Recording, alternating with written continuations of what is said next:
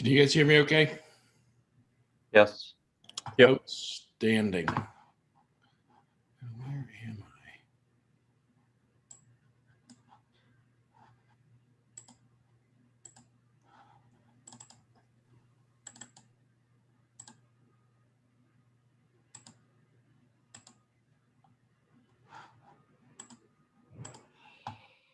All right.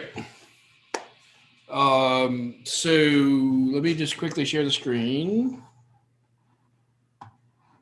Where am I?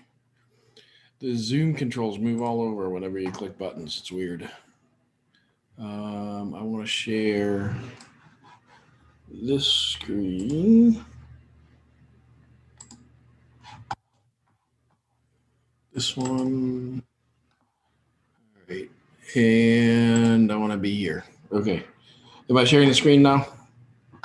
You're still sharing the Zoom or the YouTube.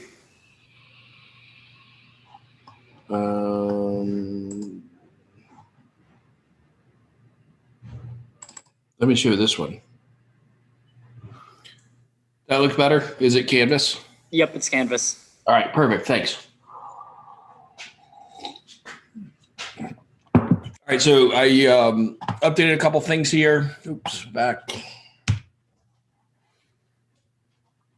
So I added this. I think I added that yesterday. Also, it's in the assignments. So let me view as a student.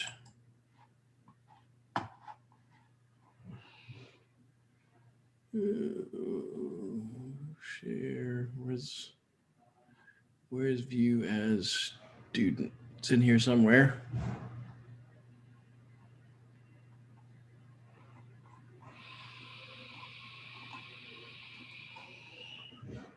Or schedule. That's weird. It's supposed to be a way that I'm able to view it as if I was you. It might be on the actual page, not in settings. Like if you go to the page that you were on. Maybe. Top right. There it is. Yep, you're right. Sorry, my bad. It's been a while since I've done that. Let me now go over to assignments. Now it looks like what you see. So week 4 quiz is there. We'll go through that in just a minute. Make sure there's no questions. The CAM assignment is there. And so it brings you here. It's the same instructions that we went over in lab yesterday. And roughness and power lab, I had the CAM assignment due next Friday. But if you hand it in earlier, if you're done earlier, you can hand it in and you can get feedback more quickly on that. So we'll grade those as they come in. The quiz normally is due on Friday this week, but I decided to give you until next Wednesday. Again, that doesn't mean that much because we're not enforcing the due dates this term. And then the roughness and power lab here. Let's review this. No content. Well, that's lame. I think I have to walk to my other computer and click submit. Hold on.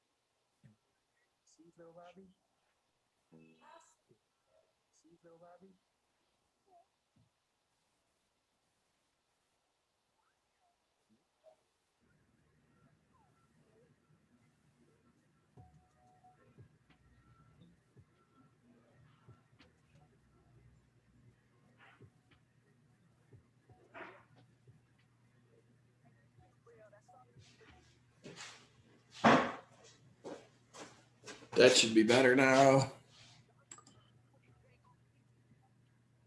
Look at that. It has content now. It was possible to submit it, but it wasn't possible to see what the instructions were. All right. So this is the stuff that we wrote down yesterday as we went through the CAM file.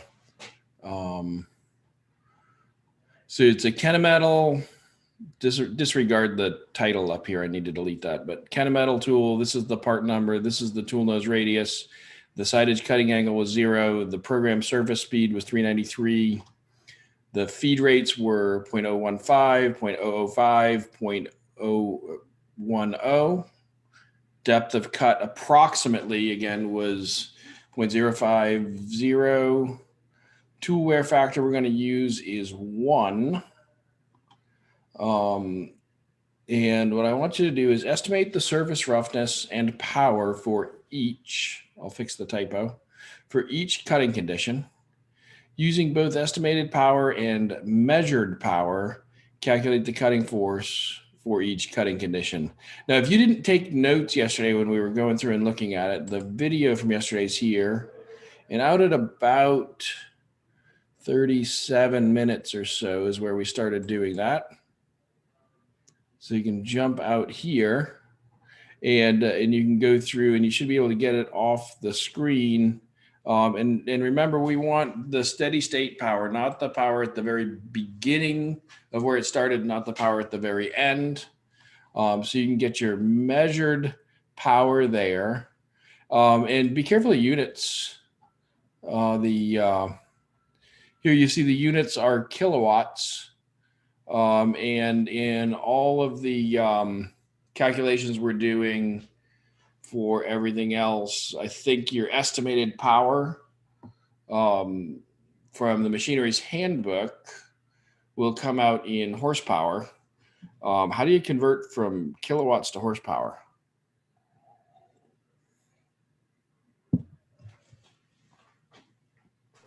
Use Google. That's what I was going to say. What I would do is use Google because I don't like to memorize conversion factors like that.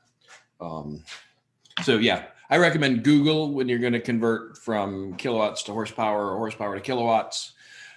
Using your calipers, measure the chip thickness. That's one thing that we didn't go over yesterday. But you want to measure from the shiny side. The shiny side, again, is the part that ran along the rake face of the tool, from the shiny side out. And so there's nominally 3 people in a group, and you each have 3 different chips. You should be able to figure out which chip goes with which cutting condition. And I'll leave that to the users. So with the 3 of you each measuring your own chips, not all the measurements are going to be exactly equal. I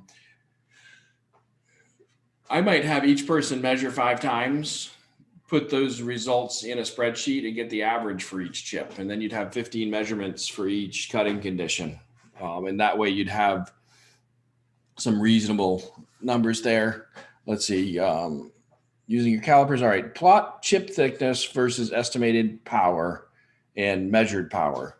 You can do this on one axis where you have chip thickness versus estimated and chip thickness versus measured, or you can do it on 2. It doesn't matter to me. And then what I want you to do is, with the information that you've got, the observations that you made while we were making doing the experiment together, I want you to decide as a group what you conclude from the experiment. And then in 2 pages or less, I want you to present your experimental results, which a lot of it is stating back to me the things that I've already told you, right? Your experimental results and your conclusions. All right, and that's going to be for, I think the due date was next Friday, end of day. Okay. What else is going on? And by the end of this week, I'll have your previous grades all back to you. There's another question that came up yesterday. All right, back home. What is it we want to talk about today? We want to talk about functional design and tolerance selection. Okay. Yeah, I'll get to that in a second. Functional design and tolerance selection. First off, whose job is the design part of the equation? The designer. The designer. All right, so for the moment, we're taking off our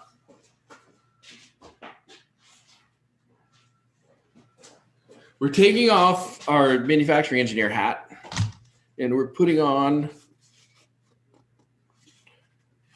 our designer hat, right? So when we're wearing our designer hat, you don't have to wear a hat, but when we're wearing our designer hat, That's good. I don't know. I was looking at those two hats that were right above the camera. Couldn't help it. Now I have to stop my internal laughter before I can continue, though.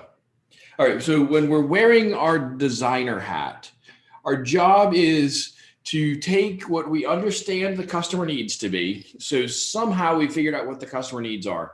Maybe we've talked to the customers. Maybe the customers have asked us for something, but somehow we figured out what we think the customer needs are. And we've decided that if we make a device that has certain functions, it will meet those customers' needs. And so once we've gotten that down, we have to say, all right, so how do I specify, how do I tell the manufacturing engineer exactly how to create the device I want that will have the functional properties that meet the customer's needs? And so the things that I tell the manufacturing engineer are the design parameters, the things that I've come up with. And so your design parameters in today's environment typically consist of some sort of a solid model, right? The solid model usually should be accompanied by a tolerance and dimension drawing, right? And so if we've got those things, then it makes it easy for the manufacturing engineer to create the tool paths, select the process variables that it's going to then allow the machines to make the part that the designer wanted. So right now we're being the design engineer. So we're trying to think how much information does the designer need to give the manufacturing engineer? In theory, just a SolidWorks file, because assuming the manufacturing engineer has a SolidWorks, they can pull up the All right, so specs. regardless of which CAD or drawing software that you've decided to use, and the ones used in industry, typically the files can move from one to the other. They all know how to talk to each other to open up each other's files and get the information mostly. So you need to get information, and often we'll use a solid model. It doesn't really matter which software it is. But is that enough for you to give me a solid model of this part? Would it be enough for me to then make the part as you've got it in your kit? I'd say theoretically yes, but I think there's also a big role in like communicating between the designer and the manufacturer. So like having a consultation to say this is what I want. So the solid model will usually convey enough information about the geometry, about the physical shape of the part. And in the solid modeling software, you can tell it what the material is. But in order to know that I don't know if it'll zoom in. Will it zoom in? Probably not. It just focused on it very briefly. If I stop moving it, right? So Perfect. we wanted this part to have this rough surface over here, a smoother surface in the middle, and a not quite as smooth surface over on the other end. Simply giving the solid model to the designer wouldn't be enough information then. So often what we would do is, in addition to the solid model, and it's really nice to have that solid model. Looking for an eraser. There's one. It is really nice to have that solid model. But often what we'll do, in addition to the solid model, is we'll provide a drawing of the part. And so we'll have a solid model and we'll have a drawing. And so does somebody have their part? And Yes. and their calipers handy? Yeah, what do you need? What's the dimension at the end, the diameter?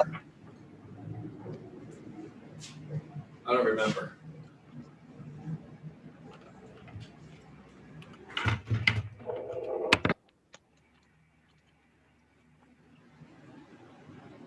$17.39 or 17.39. All right, we'll do metric. I can do metric. It's supposed to be nominally the same at both ends, so we'll assume that. What's I got 18.54. You get 18.54. So what do we know?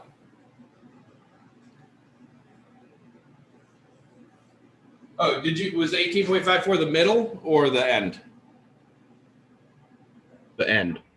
The end. Okay. So I got 18.1. Get 18.1. So what do we know already? And my other end is 17.4. Pretty high tolerances. 17.2. I forgot to say which end I measured. I measured the rough end, and that's like the most rough.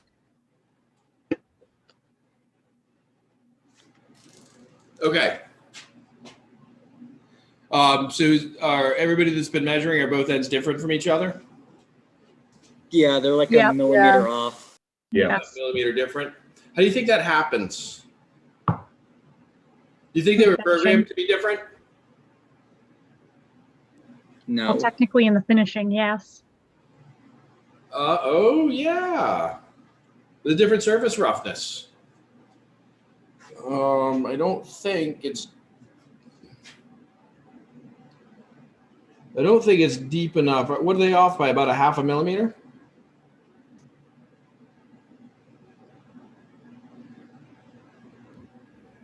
The difference is from the two ends, about a half a millimeter. Is it possible that the grooves in the rough end are a half millimeter deep?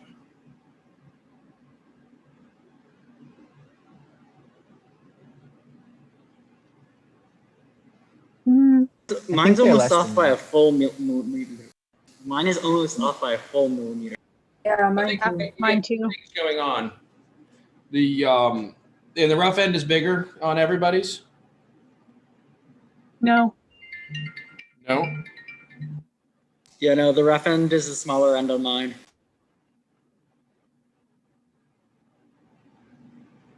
The rough end was closest to the chuck also when it was made.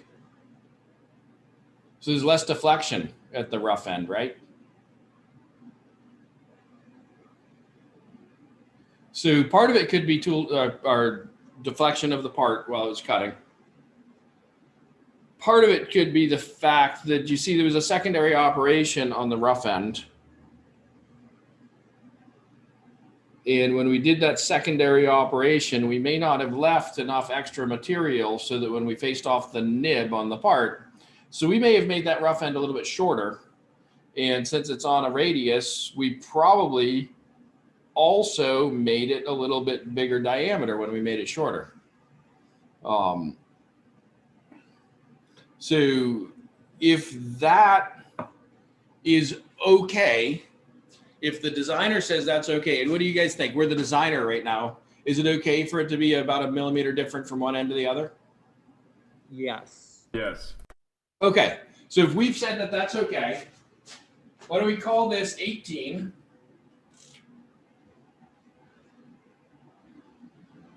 Plus or minus 1. So plus or minus 0.5? Probably. Okay. What if it's okay for it to be 2 millimeters different from end to end? Then we could say plus or minus 1. Okay. Somebody measure the middle. Those should be more similar to each other, except it's going to be harder to do because it's going to be harder to find. How do you know when you've measured the middle on this part? The Whenever you points on get either close. side are smaller. Say again? The points on either side are smaller. Right. So you've measured the middle when you've measured the maximum diameter. 24.4. I couldn't hear you. 24.4. 24.4.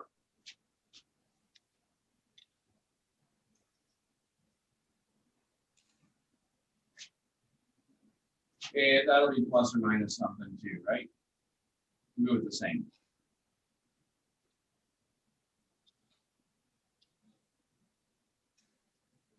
$24.38. I definitely didn't just drop it. I think 0.4 is Same. okay.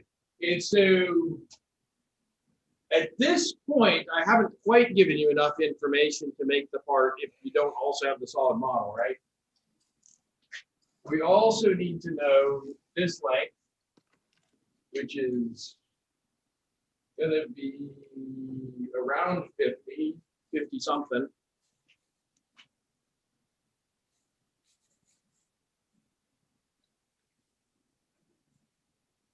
I just remember that it's a little bit over 2 inches, and 2 inches is 50. I measured 55.2. 55. Just under 55. All right. Mine still has a nub on it though, so I add an extra millimeter. Okay. Plus or minus. Okay. All right. So why did I say that? Why did we decide that these dimensions are plus or minus 1? What's the function of those dimensions?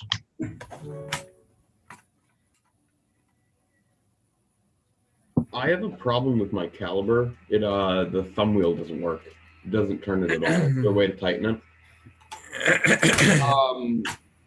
So grab a pair. Have you tried loosening the screw thingy above the millimeter inches conversion button? Yeah, it slides back and forth. It's specifically the thumb wheel that does not work. So You this gotta push part it down a bit. doesn't spin. Yeah, it spins. It's just free spinning. So you do need to push it up You against. push it down. Yeah. It just seems like it's super hard to do. So when you come to lab, are you on campus or are you remote? I'm on campus, but I'm not here When today. you come to lab, bring them in, and we'll take a look at it, and we can exchange it if we need to. Okay, thanks. Yeah, I thought so. The other thing is they've got these little wheels up here, and you can use that when you've got it set to a size. You can lock it at that size, and then you can use it to check things to see are they in that size.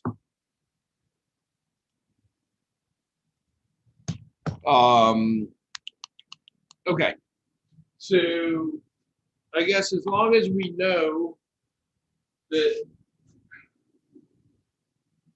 if we know where this point is and where this point is, and we know that this point is halfway in between, or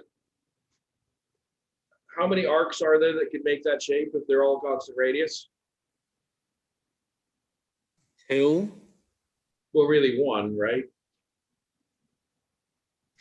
Yeah, 1, but like transposed in Right. 2 different Yeah. places. You can transpose it, right? So the other way to define this would have been to measure the outside diameter, put in the radius of the arc, and the length, right? If I put in 24, 18, 55, and the radius, can you still make the part?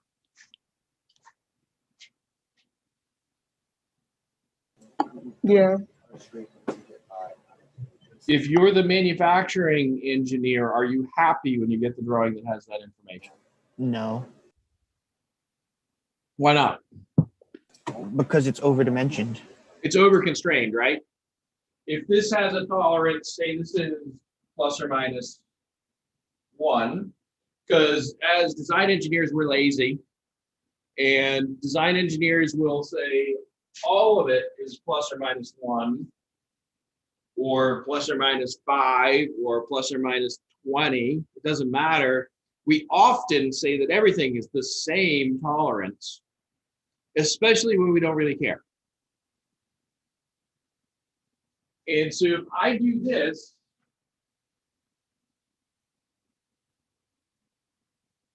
if I change the radius by plus or minus 1, is it the same as changing the diameter by plus or this outside diameter by plus or minus 1? It'll be a lot No. more, I think.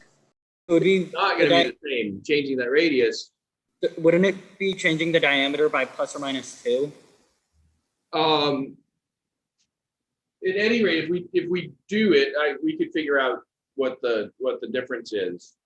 But if we do that, it's going to make it so either this one, either this one or this one is incorrect. So we don't want to over constrain the drawing when we give it. Now, if we put the tolerances here, plus or minus 1, plus or minus 1, and then we say information only.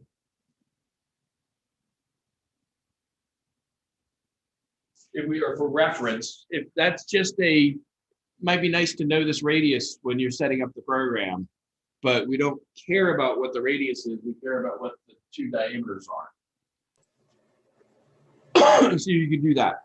Is So that the, sorry. go ahead. Is that the same as calling it a non-driving dimension?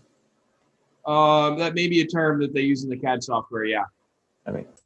Typically you see, and I'll apologize in advance. I have looked at a lot of drawings and I have created a lot of sketches, but I am not an expert at the standards for how to report this information. In fact, let me turn on my screen share for a second.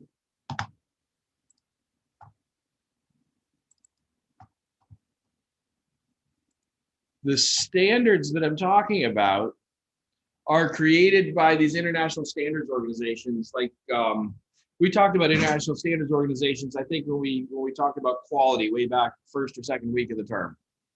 Is that true? Yes. Yeah, I thought so. All right, so in the United States, there's an organization called ANSI. ANSI publishes,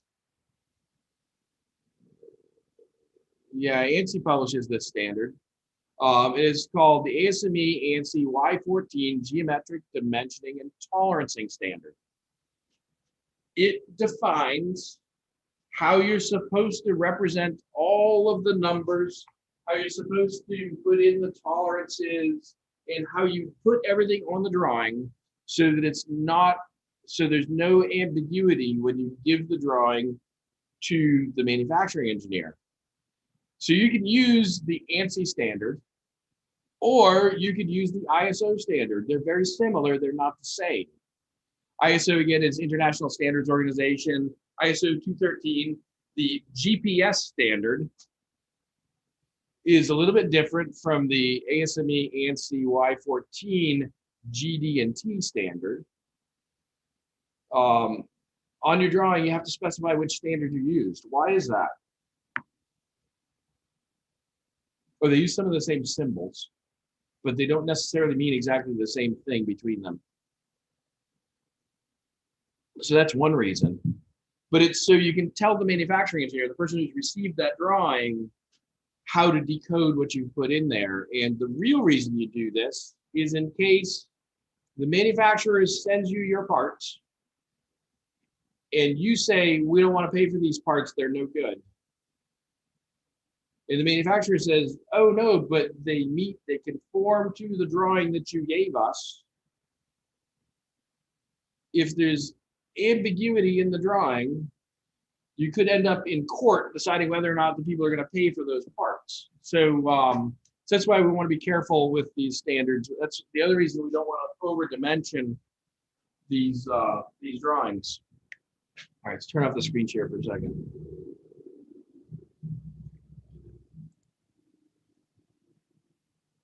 All right, so the designer has to pick the dimensions. What is the function of this part, by the way? It's supposed to be about functional design. What's the function of this part? Isn't it supposed to be a like a fast way for us to tell like the finishes and whatnot on different parts? So All I remember is that you mentioned something with the Navy and submarines. yeah, so it's a way so that we can experience different surface roughnesses by rubbing our thumbnail on 3 different surfaces on the part. It's a way so we can have a part to talk about when we do the chip formation and power lab. It's a way so that if we were doing a normal on-campus term, it would have been a way for you to very easily experience using the lathe on your first day of lab. We normally would make this part as one of the first things that you do when you come into lab, because it's pretty simple, right? You saw the process of making the part yesterday.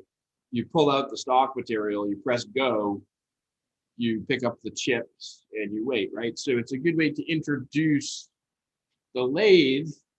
Does it have any other functions?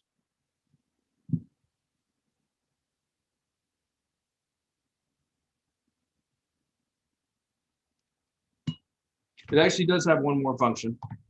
Let's see if I can shift the camera angle and demonstrate. Paperweight. Oh, it rolls, but not if you push it too hard.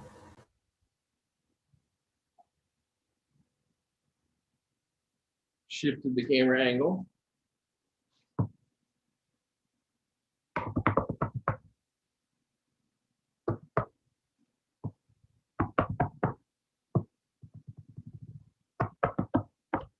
So that's the other function.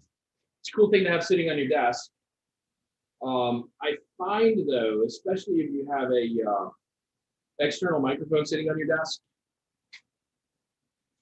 and you're bored during a Zoom meeting, if you do this right underneath the microphone on a wooden desk, it can be really annoying to the people on the Zoom call if your microphone's not muted. So just keep that in mind if you need it. Okay, but those are the functions for this part.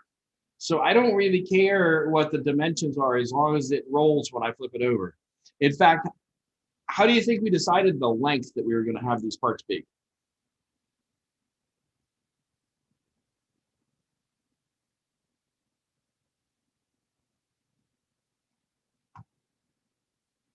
It's evenly divisible by the length of the stock material. The stock material comes in 12-foot long bars. So I could have made it any length, I suppose 12 feet. It would have been really noisy when it rolled. I think I would have needed a bigger diameter. I did some experiments, and if it was much longer than this, there was a significant amount of chatter because of part deflection at the far end of the part when we made it. So I kept making it shorter experimentally until there wasn't a lot of chatter, so I could get the surface finishes that I wanted on the part when we made it. Likewise, the surface finishes we picked experimentally to see what range can we get. So this part is very specifically an ME1800 part. Let's look at, and you guys, if you have your kit, you should have your base for your Stirling engine, right? You should have gotten one of these in the kit. Well, that's what this is. Yeah, that will hold the Y block, which holds the cylinder, which holds the test tube, which holds the steel wool, which holds the heat, which is supplied. I don't have the alcohol burner with me, but the heat is supplied to the steel wool by a little flame from an alcohol burner that goes right here. When the steel wool heats up, the air around it heats up. What happens to air when it heats up? It expands. What happens when the air expands? If you have this demo part, doesn't have a. Would the piston go out? What's that? So if there was a piston in here, when the air expands, since there's a hole connecting the two, the air rushes through that hole and it would push the piston out. Yep. The brass part is not being heated by the flame, and it's cooler than the hot side. When the air rushes into the brass part, especially going through that narrow diameter hole there, it cools down. When it cools down, the piston retracts back into the cylinder. And if you've sized all the things right, that piston will oscillate back and forth. It actually sets up a standing wave pattern inside the test tube cylinder contraption there. That piston will oscillate back and forth at about 1,000 cycles per minute. Wow. So that's pretty cool. What's the weight thing? What's that? What's the other cylinder part thing that came in the kit? So there's a piston that goes inside the cylinder. I just didn't happen to bring a piston with me when I get ready for lecture. And so that piston slides out, goes back in, slides out, goes back in, slides out, goes back in. No, Okay. like That's what you're making in lab this week. there's like a little bullet looking type part. Yeah, it looks like that. I'm looking around. There's usually like one on the floor in my office, but I don't see one.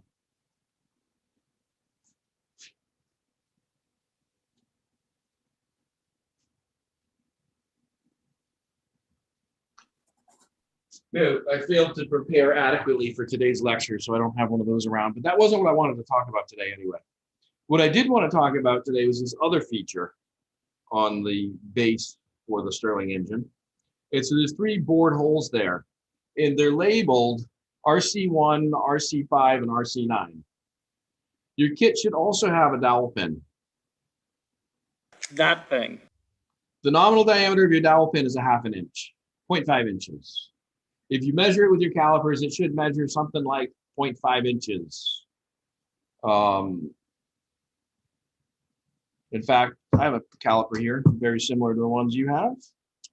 Let's see what my dowel pin measures. All right, I get point. Let's see if they close all the way. All right, they close all the way and they're at 0. I get 0.498, 0.499, 0.499, 0.4995, 0.4995, 0.4995, 0.4995, 0.4985, 499, 4995. I almost thought it was going to say 5 there. I'm at 4995 right now. What happens if I push harder? Oh, 49985. What happens if I push even harder? 49975. So what does that tell you? Well, the Does it tell metal you of the it's very flexible? yes. Or like it tells us that I don't think I was deforming the steel dowel pin. I do think I was deforming the calipers by pressing hard. So one of the things that that you got to know is, regardless of the quality of the measurement tool, you have to use it the same way each time you use it. Oh, and there could have been variation here. There also could have been a speck of dust on my calipers. So so it takes practice to get good at measurement. But I'm going to say that within my ability to measure this, it's about 0.4995. Now, I can also measure the diameter of the hole in my base. But it's a lot harder, especially with a small diameter like this, to measure the inside diameter. But I'm getting 0.5025, 0.501, 5025, 5025. So that's my RC1 hole. I'm going to measure the RC9 hole. and I get 513.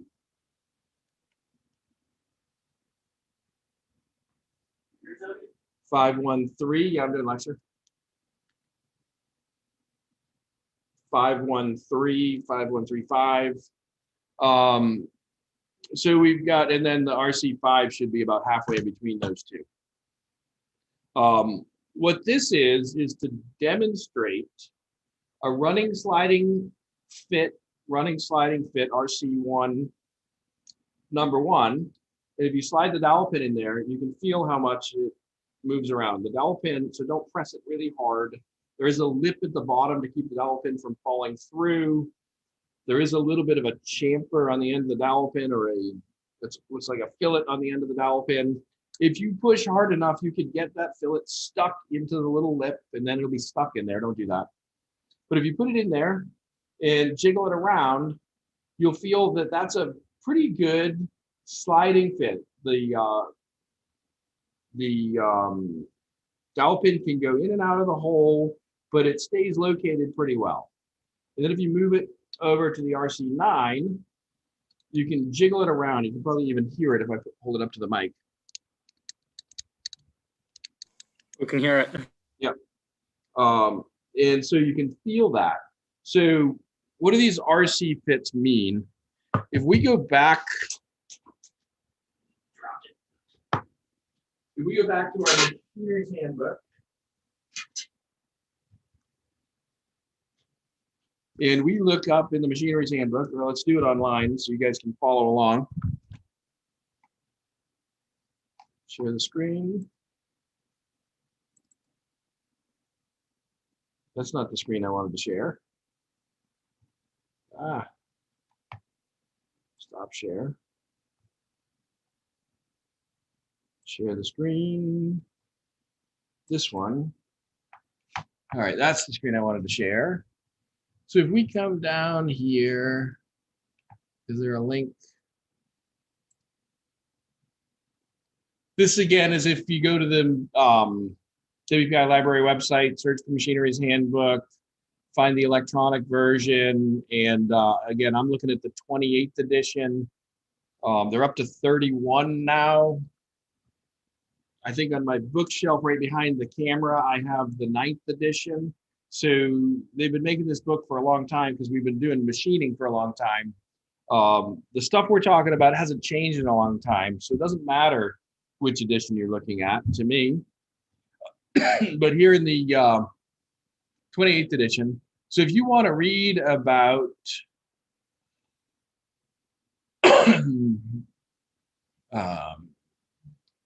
dimensioning and gauging, you can come here and you can read about these ANSI and ISO drafting practices like we just talked about. You can read about drawing sheets and standard symbols and all that stuff. But this is pretty useful, especially if you're the manufacturing engineer and you get a drawing from a designer that has a symbol on it that you don't recognize because it's not one that you use every day. You can come to the Machinery's Handbook, or you can have a copy of the standard on hand and look it up directly.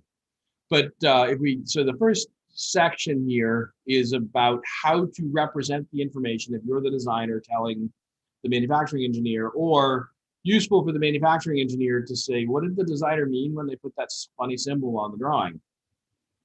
But if we go down to allowances for tolerances and fits,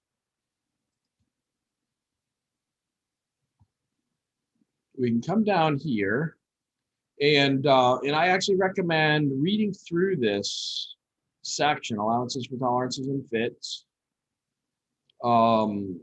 There's a whole section about, so what do you do? What do you do? I'll stop the screen share for just a second. Where's the button? Well, I turned off the monitor when I leaned the book against it. That's where the button was. So what do you do if you've made something like this and you're trying to put the dowel pin in and it doesn't fit? It doesn't go in, right? I'm trying, this is the bottom side, so I'm trying to push it in from the wrong side. It doesn't go in. What could I do if I needed this dowel pin to go in this hole?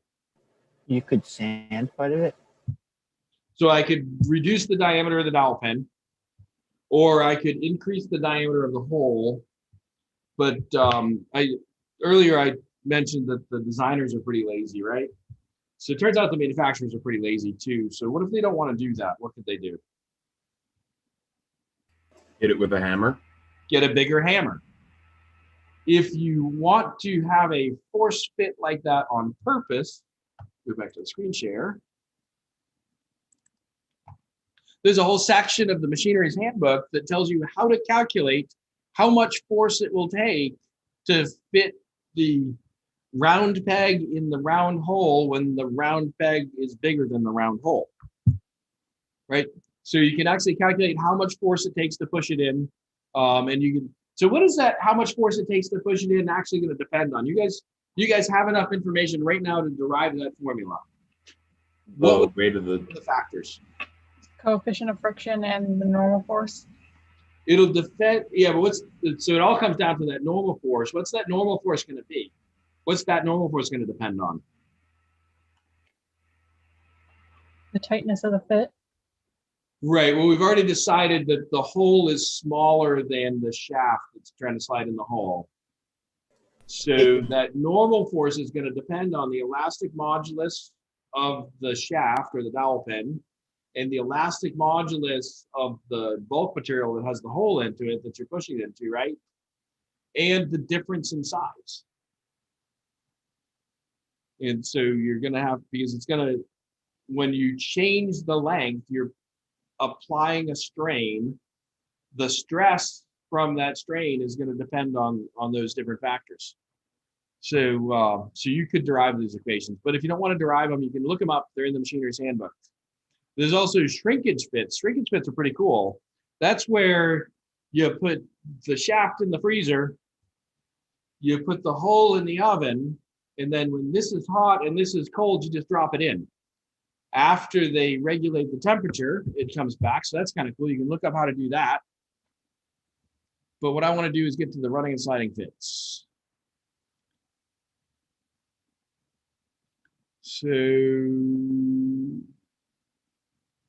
next page. All right, here's our running and sliding fits. And so we've got this RC1 out here to RC9. Let me see, can I zoom in on that a little bit?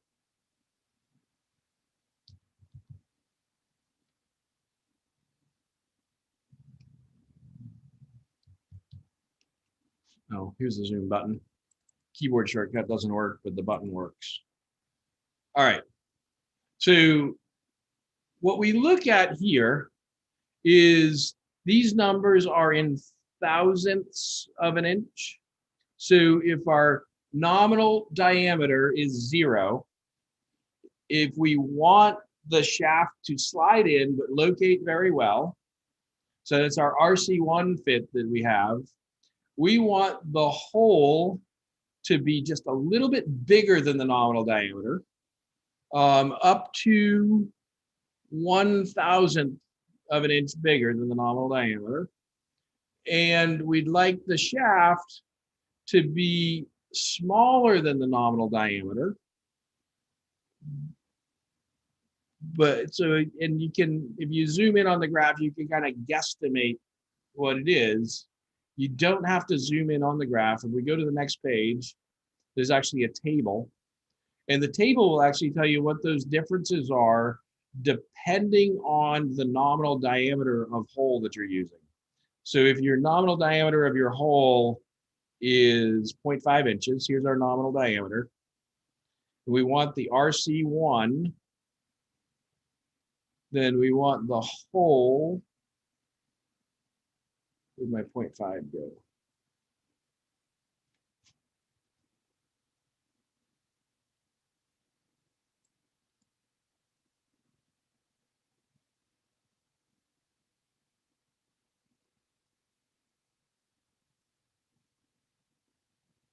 Somehow I scrolled sideways. Oh, I don't want to copy or add a note. Let me see. There it is. Nominal diameter of the hole. So we're in this range.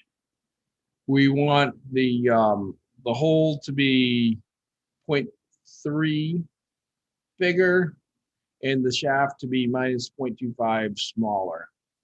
Anyway, so you can look up how to size these RC holes. We put them in the base there so you can get a feel for them. This, I actually think, has probably more long-term engineering function for you than this. But this probably has more long-term stress relief function for you. So that's going to be up to you. At any rate, please, when you're doing your design for your MQP, I implore you